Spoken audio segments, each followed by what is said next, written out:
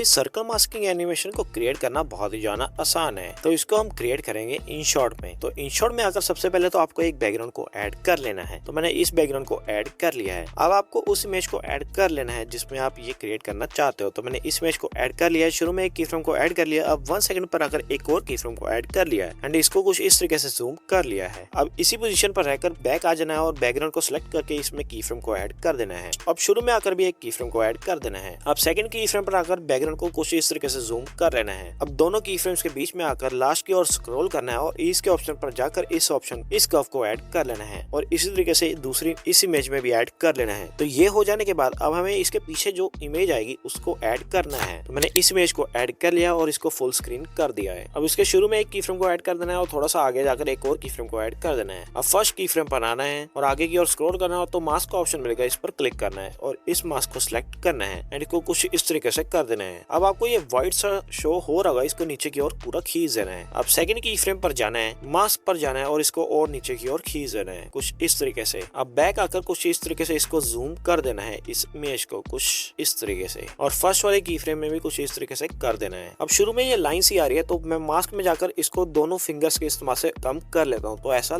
आएगा। अब जैसा आप देख सकते हैं हमारी इमेज ऊपर आ रही है इस PNG के। तो मैंने PNG पर क्लिक किया तो ये ऊपर आ जाएगा कुछ इस तरीके से। तो आप चाहे तो इसको डायरेक्ट ऐसे ही रख सकते हो या फिर आप कुछ इस तरीके से की फ्रेम्स के इस्तेमाल से इसको साइड की ओर भी खींच सकते हो। तो मैं आपको वो भी करके दिखा देता हूँ। तो यहाँ पर आकर आपको एक की फ्रेम को ऐड करना है। अब थोड़ा सा आगे जाकर एक और की फ्रेम को ऐड कर देना है एंड अब इस PNG को कुछ इस तरीके से छोटा करके साइड में कर लेना है कुछ इस तरीके से एंड अब आप इसको सेव कर सकते हो and here is the final result. तो इस ग्लोइंग लाइन एनिमेशन को क्रिएट करना बहुत ही ज्यादा आसान है। इसको हम क्रिएट करेंगे इलाइड मोशन में। तो सबसे पहले तो आपको यहाँ पर आकर एक बैकग्राउंड को ऐड कर लेना है। तो मैंने इस बैकग्राउंड को ऐड कर लिया है। अब इसकी ड्यूरेशन को मैं 4 सेकंड तक कर लेता हूँ। ये हो जाने के बाद मैं इसमें एक PNG को ऐड कर लेता हूँ। तो मैंने इस PNG को ऐड कर लिया है। PNG को ऐड करने के बाद मूव एंड ट्रांसफॉर्म पर जाना है और स्केल के ऑप्शन पर जाकर इसको कुछ इस तरीके से छोटा कर देना है। अब मूव वाले में जाकर शुरू में एक की फ्रेम को ऐड कर देना है। अब थोड़ा सा आगे चले जाना है तो मैं 0.15 तक आ गया हूँ और एक और की फ्रेम को ऐड कर दिया है। अब इसी तरीके से स्केल वाले में दोनों जगह पर ऐड कर देना है की फ्रेम को। अब इस सेकंड की फ्रेम पर आकर इस तरीके से इसको जूम कर लेना है कुछ इस तरीके से एंड इसको कुछ इस तरीके से साइड की ओर कर लेना है। उसके बाद दोनों की फ्रेम्स के बीच में आकर इस कर्व को ऐड कर लेना है, स्केल में भी और मूव वाले में भी। तो ये ऐसा बन जाएगा। तो जहाँ पर हमारा ये सेकंड की फ्रेम है वहां पर आकर हमें प्लस के ऑप्शन पर क्लिक करना है और यहाँ पर आपको वेक्टर ड्राइंग का ऑप्शन मिलेगा, इस पर क्लिक करना है। अब ये एरो सा शो हो रहा होगा, इसको कुछ इस जगह पर लेकर चले जाना है और प्लस के ऑप्शन पर क्लिक करना है। अब उसी तरीके से दूसरी जगह यहाँ पर तक चले जाना है और फिर से प्लस के ऑप्शन पर क्लिक करना है। अब तीसरी जगह पर जाकर सेम तरीके से ऐड कर देना है। अब सेंटर वाले पॉइंट पर क्लिक करके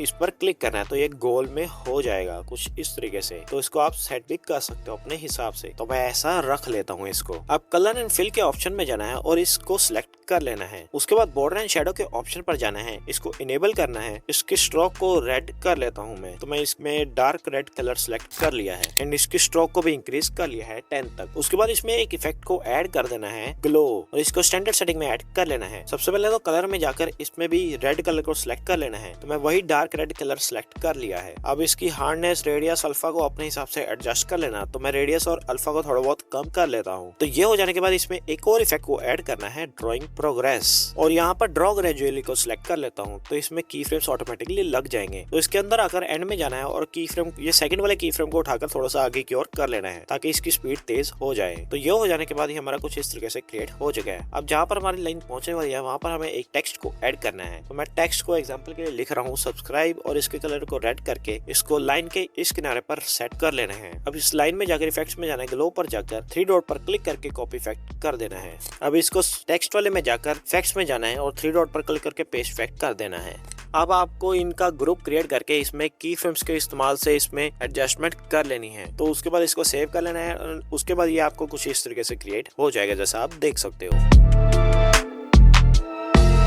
तो ये लास्ट ट्यूटोरियल देखने से पहले अगर आपको वीडियो जरा सी पसंद आई तो वीडियो को लाइक एंड चैनल को सब्सक्राइब जरूर से कर देना।